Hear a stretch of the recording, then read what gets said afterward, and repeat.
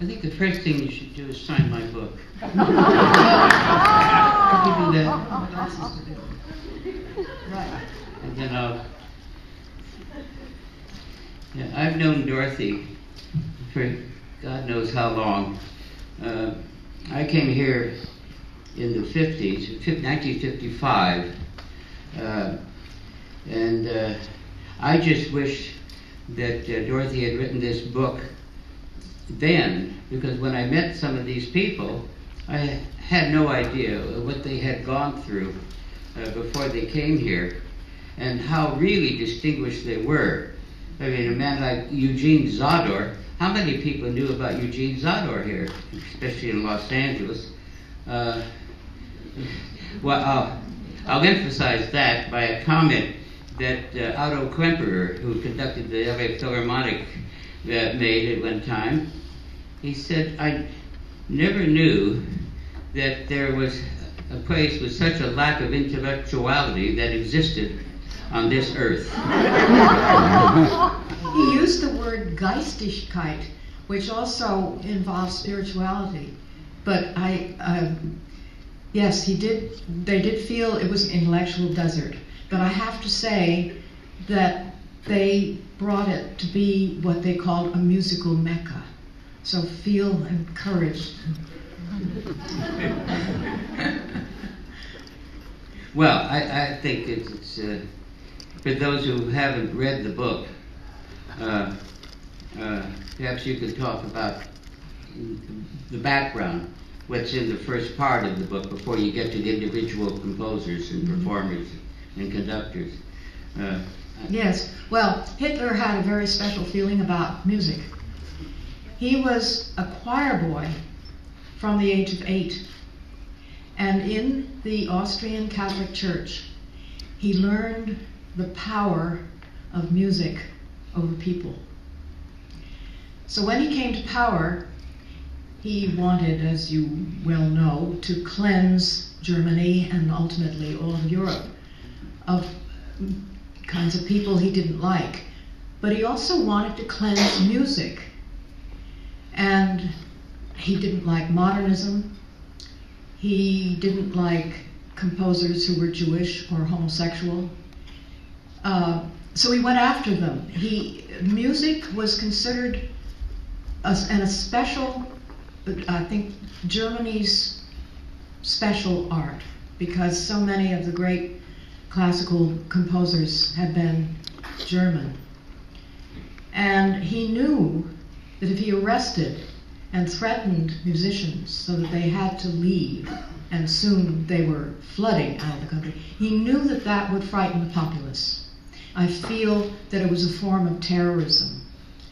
And the first chapter is a terrifying chapter, and so it's meant to be read, not talked about.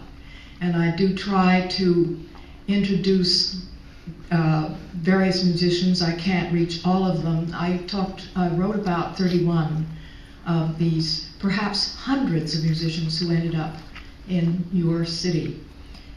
I had a difficult time choosing when I knew that this might have been the largest musical migration in Western music history to one place at one time for one reason, that reason being Hitler.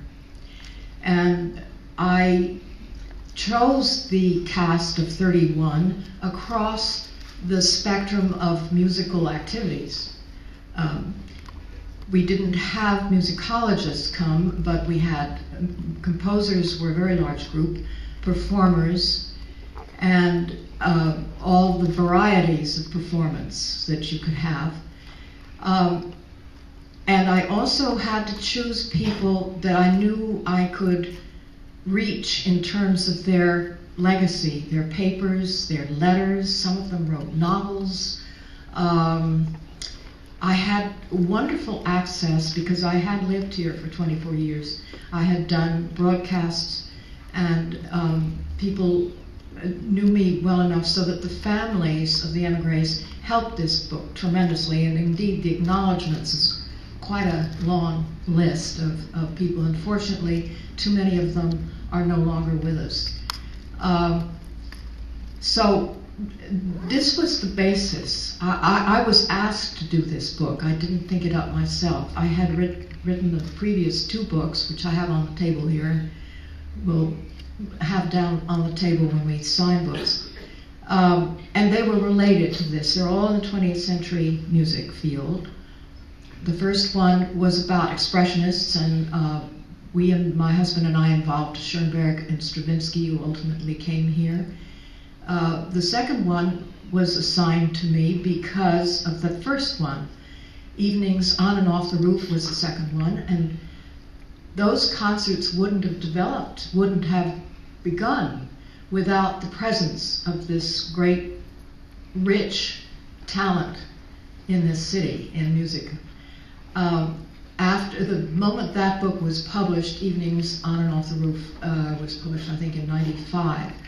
I was immediately asked by an editor to undertake a project that would involve not only the musicians but the writers as well. And I'll tell you, I had to think about that pretty carefully. And I didn't yet know what a big project it would be. And fortunately, I decided to stick to my own field. Well, the writers come in anyway. Thomas Mann is there, Bertolt Brecht is there, and they influenced the music. And the Emgres circles were so rich in all the arts that they all gave to each other. So if you write about music, you have to recognize all that, and it was a very rich experience.